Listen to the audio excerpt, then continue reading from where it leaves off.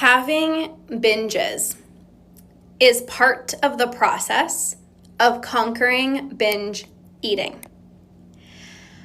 Having strong urges is part of the process of conquering binge eating. Overeating, eating way past fullness, is part of the process of conquering binge eating. Having actually more food thoughts is part of the process of conquering binge eating. And I want to share with you guys very real and honestly what this journey of conquering binge eating actually looks like. Because people have this false representation of what it actually looks like to conquer binge eating. And as someone who has gone through this journey themselves and is now binge free, as someone who works with clients from all around the world in conquering binge eating, I know firsthand what this journey looks like. And I'm shooting it to you guys straight. So get freaking ready. People have this misconception that I'm going to wake up one morning, I'm going to decide that I'm ready to conquer binge eating, and I better not ever binge again. I'm going to wake up one morning, I'm going to decide that I'm ready to conquer binge eating, and I better not overeat. I better not have any urges. That is so unrealistic. Binging is part of the process of conquering binge eating. Overeating is part of the process. Having crazy food thoughts is part of the process. But you think just because you have decided, I am ready to conquer binge eating, I am so done with binge eating, I'm ready, I'm going to do this, it's important for me, it's important for my family, I'm ready to do this, you're expecting yourself to just magically flip a switch and to not have any binges just because you decided you're going to conquer. Will you get to a point where you never binge again? Absolutely. Will you get to a point where you don't have any urges? Yes. Will you get to a point where honestly food is like you're not even thinking about food, it's the easiest part of your day? Absolutely. But as you are working on rewiring your brain, urges are going to pop up. You're going to have a session of overeating. You're going to still have to navigate urges. You're going to end up binging. But you think, oh, why is this urge here? You're like frustrated. Why is this urge here? I decided yesterday that I was going to conquer binge eating and now I have this strong urge. And then you end up binging and you feel like you failed. And what I see often with even a lot of my clients that I work with is when you start learning these tools, right? Like you know you shouldn't give in to the urge. And if you do, you feel even worse about yourself because you're like, I know better. And if I know better, why am I not doing better? I remember feeling that way. I'm like, it's different if I was oblivious and I didn't know what to do. But when you know what to do and you're not doing it, like that feels challenging to navigate. Feels very challenging to navigate. And so you can't expect yourself to not have urges, to not binge, to not have food thoughts for the first little bit. And how long that is differs from every single person. But if you are expecting yourself to just decide you're going to conquer binge eating and never have an urge, especially at the beginning, like that's not realistic. Like I said, you will get to a point, like you will, once you learn how to rewire your brain and you eliminate your urges, they're going to stop popping up. Food isn't going to be the first and last thought on your mind. You are going to be able to effortlessly stop when you're satisfied. That is going to happen. But you expecting it to happen a day after you committed, a week after you committed, it's not realistic. And then you feel bad and you're judging yourself. You feel like it's not working. You think I failed. You think I messed up and you're not doing anything wrong. You guys, as someone who has gone through this process, I am here to tell you it is part of the process. Overeating is part of the process. Binging is part of the process. Having strong urges is part of the process. Now, when you put in the work to shift your mindset around food, you're rewiring your brain, right? You're practicing not giving into your urges. You're tuning into your body. You're stopping when you're satisfied. Then of course, you're going to eventually not have the urge to binge. You're going to be able to, effortlessly stop when you're satisfied, no matter how freaking good the food is. That will happen. But where are you putting unrealistic expectations on yourself? It's literally so unrealistic to think, I am on this journey of conquering binge eating, and I better not have a binge again. So it's not about not having the binges or not having the overeating or not having the food thoughts. It's about navigating through that. So person one can have a binge and they're like, oh, I'm so frustrated. Like, what the heck is wrong with me? I said I was going to do this. I said that I was going to conquer. And they're like judging themselves. They're beating themselves up. They feel bad, so they stay stuck in the cycle, compared to someone else that recognizes it's part of the process. Lorna says it's part of the process, and it's part of the process. So even if you do binge, you don't beat yourself up. Now, you don't go on the other side of the spectrum. You're like, it's fine. It's fine. No, it's not fine, but it's part of the process. And how you speak to yourself after a binge is going to determine whether you have another binge or not. Having more food thoughts on this journey is actually very common. Sometimes people will share with me, like, I'm working on my relationship with food and I'm thinking about food so much more. Like, is that normal? Well, if you think about it, if you are working on your relationship with food, that means you're going to be thinking about, okay, is this a craving? Is this an urge? Is this habitual? So you're thinking about food more because you're trying to be more intentional. If you are so used to maybe only binging on sweets in the evening, and then all of a sudden you want to try to, have them more throughout the day to take them off of a pedestal, you're going to be thinking about food more because you're like, okay, this feels weird. Normally I have it in the evening. Now I'm having it during the day. So this is the thing. It's like, it's common to actually think about food a lot more because you're paying more attention to hunger and fullness. You're paying attention to how certain foods make you feel. You're making peace with food. So having more food thoughts, especially at the beginning, is normal because you're working on your relationship with food. So again, where are you being unrealistic? I don't know why I'm thinking about food so much more. Like, I'm working on my relationship with food. Yes. You're thinking about food so much more because you're being more mindful, you're being more intentional, right? And so this is so important, and this is why, coaching with me and mentorship with me is so valuable, and this is why people love doing coaching with me, because if you try to do this on your own, you might have more food thoughts and think you're doing something wrong, and I'm telling you, you're not doing anything wrong. When you're trying to do this on your own and you're still having these binges and these urges, you're going to be beating yourself up. And I'm like, it's part of the process. You haven't fully rewired your brain yet, right? And so it's that reassurance of like, oh, I'm actually on the right path. So I wanted to share this with you guys, which I think is very important, of understanding what's realistic. It's also very common where you'll have a few days or a few good weeks with food. And then maybe lifes and you're emotional and you're stressed and maybe you do overeat. Maybe you do give into a strong urge. Maybe you feel so good with food and then all of a sudden you have a week-long binge, or maybe ice cream used to be a trigger food.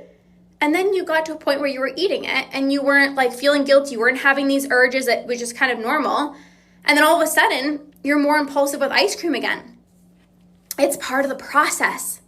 It's part of the process. Again, you will get to a point where you fully conquer. And what I mean by fully conquer, you never have an urge to binge. There's no foods on a pedestal. You easily stop eating when you're full and satisfied, I should say. You feel amazing in your own skin. Like, you will get to that point. Like, you're not thinking about food. You will get to that point. How long that's going to take you is different for everybody. And there was a comment here. Someone suggested try finding other coping mechanisms like walking, drawing. I actually don't recommend that because that is a distraction method. It doesn't actually eliminate your urges. That is like me saying, let's say you really want cookies. And you're like, instead of cookies, go take a bath. You might love baths, but that's not as pleasurable as binging, right? It's not as pleasurable as binging. And you might be in the bathtub and all you're thinking about is the cookies. So it doesn't actually get rid of the food noise. It doesn't eliminate your urges. You're actually thinking about food so much more. So it's not about finding a substitute, right? It's not about finding a substitute.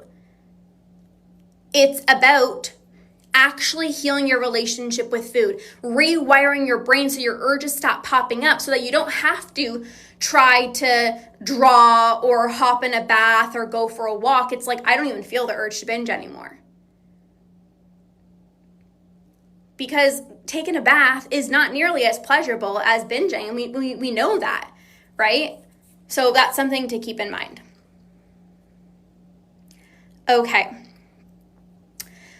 Are there any questions? I will stay on for a little bit more. Is there any specific questions?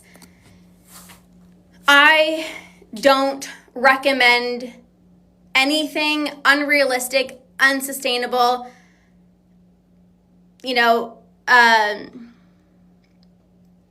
My approach to helping my clients conquer binge eating is through rewiring your brain so that you no longer feel an urge to binge. It's actually doing the work to practice not giving into your urges, and as a result, your urges will stop popping up.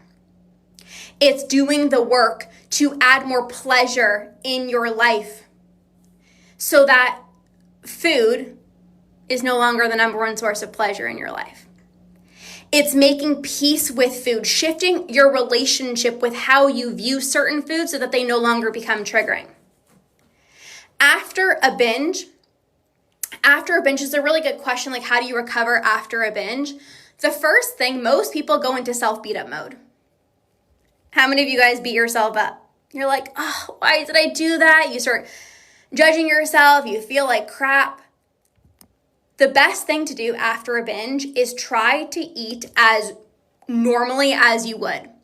So most people, after a binge, the next day, they're going to be like, I need to get back on track and I'm going to eat like super perfectly and I'm not going to binge again. Again, you can't predict that. So the next day, if you're craving, let's say you have avocado toast for breakfast and then for lunch you're wanting a sandwich. Your mind might say, I can't have bread for lunch because I had bread for breakfast and I binged yesterday, so I probably am just going to have a salad. That's you not honoring your craving, and that can create another binge. So it's still honoring your cravings the next day after a binge. Change how you're speaking to yourself. As I was sharing at the beginning of this training, it's reminding yourself that binges are part of the process. So instead of being like, you did something wrong, you failed, you messed up, it's part of the process. What to do when we're stressed, because stress is a trigger. You have to learn how to feel. You have to learn how to process. So if you're stressed, you can do things like breathing techniques, of course, but what's most important is you need to set boundaries in your life. I talk a lot about this with my clients.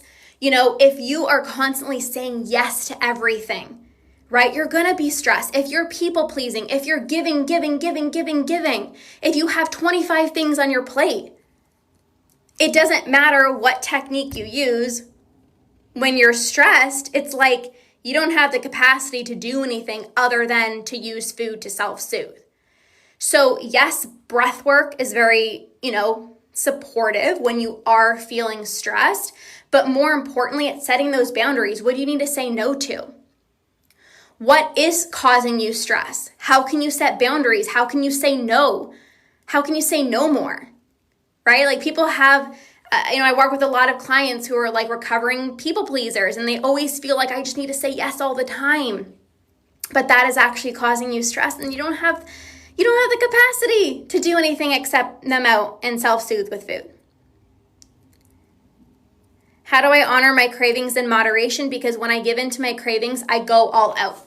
So I actually did a masterclass on this recently. The reason why when you give into your cravings, you go all out is because you're judging yourself and you're shaming yourself. So if you're craving, let's say, chocolate, and the entire time you're having the chocolate, you're like, you probably shouldn't be eating this chocolate. Because you feel like I shouldn't have been eating this chocolate, there's judgment. So you're not even tasting the chocolate. You get into the F it mentality, the all or nothing mentality, because I'm doing something wrong. I'm not going to just have a tiny little bit of chocolate. I'm going to have the whole box. And then tomorrow I'll do better. So it's really that mindset. And again, it's reminding yourself, like, I am safe to enjoy the chocolate. I'm not doing anything wrong. I'm actually, one of my favorite things to remind my clients is literally telling them, and you can tell yourself this, I am preventing a binge later on. So most people will be honoring their cravings and they're like, I shouldn't be doing this. I shouldn't be doing this. That judgment creates an urge versus I'm allowed to enjoy this. I'm safe to enjoy this. And you actually enjoy the chocolate. And you say to yourself, I'm preventing myself from binging later on. And that's very supportive.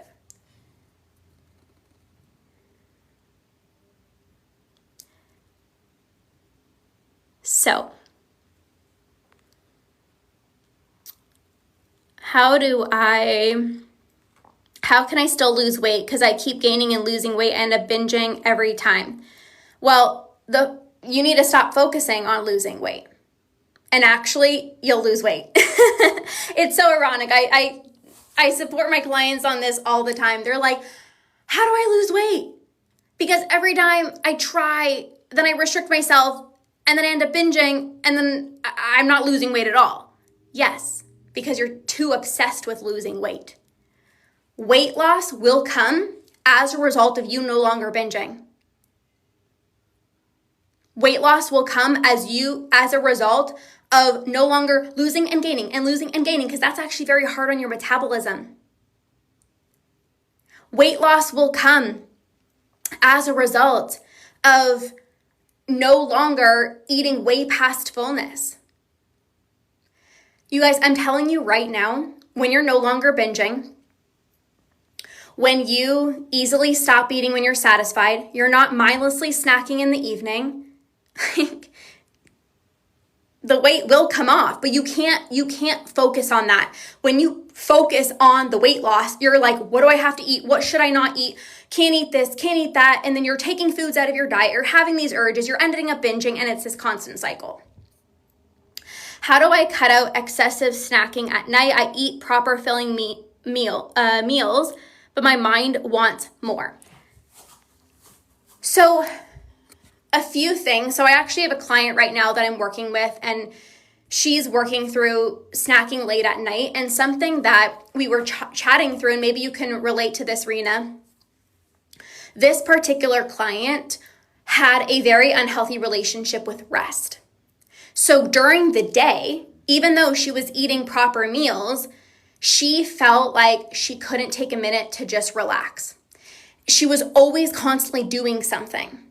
And so come the end of the day, when she finally had time to just like breathe and relax, even though she had meals throughout the day, it was like this comforting thing. Like my mind still wants more. I still want to self-soothe because that was the only time that she was really giving herself to relax come late at night.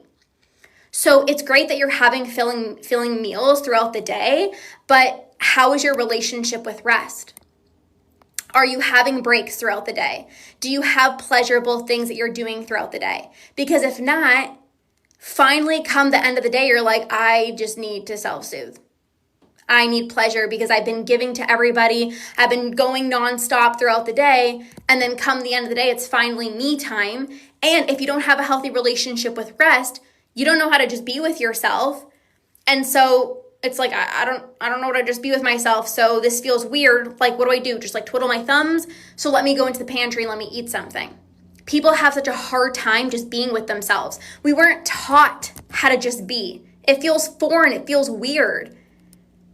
You know, it's like I'm so used to just snacking. So if I don't snack one night, it feels weird. And that's where you have to lean into the discomfort. This is the process of rewiring your brain.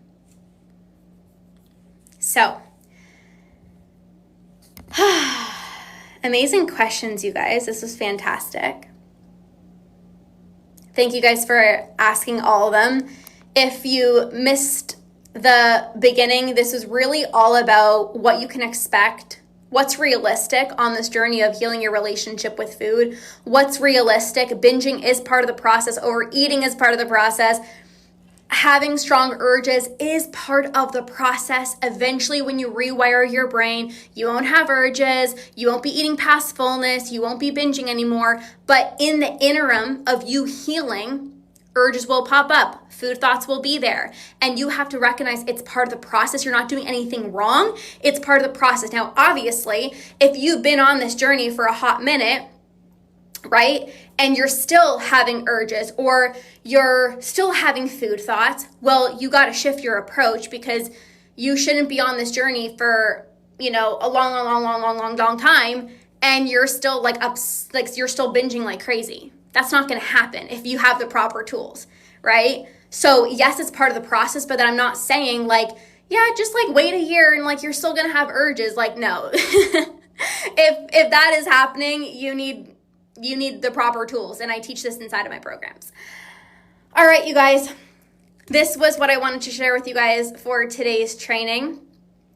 If you feel called and you're like, I am ready, like I'm so done with binging, I'm ready to conquer, I am not interested in a few binge-free days here and there, like I'm ready to do this sustainably, I'm all in, I'm committed, this is a top priority for me, I want to be part of a badass community of other women who are going through the same thing as me so I can really feel less alone, I want to work with a coach that has been through binge eating, that gets me, I'm the mentor for you, I'm the coach for you, so you can send me a message and I can share the different programs that I offer, and I can share, my root and rewire process and how I can help you rewire your brain to eliminate your binge urges. So thank you guys so much for being here. Enjoy the rest of your day. We'll see you guys soon. Bye, guys.